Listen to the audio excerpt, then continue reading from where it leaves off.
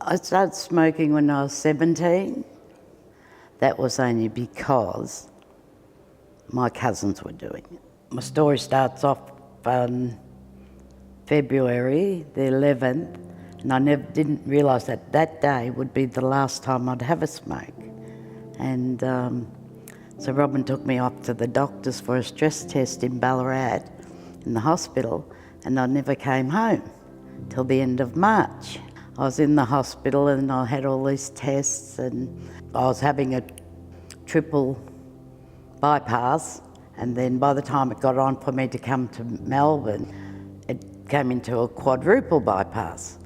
I ended up coming to the Alfred, and I had the operation on the 15th of February last year, and I don't know too much about like the days that followed after the 15th because I was so much pain, and of course it was just that while I was lying there with the pain, I was also probably having the withdrawals from the smoking within that.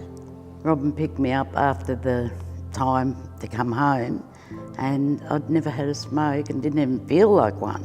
Just couldn't believe that, you know, I had finished and come home, and I'm 12 months and a few, you know, smoke-free. And I don't even feel like that I need to have one. I can look at people smoking. There's no triggers that will set me off. And I thought, if I tell people, you've got to give up, they're not going to listen to me.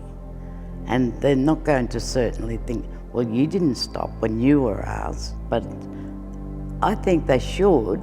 Not everyone needs to have an operation, but they need to really take into account, if they're going to give up smoke, give up for themselves and not for the pressure of someone telling them. I think that's what happened to me. So they kept saying, oh, you should, you know, throwing this at me. And I thought, you know, you've got to if you want something, you've got to do it for yourself. There's a lot of help out there for people to quit smoking.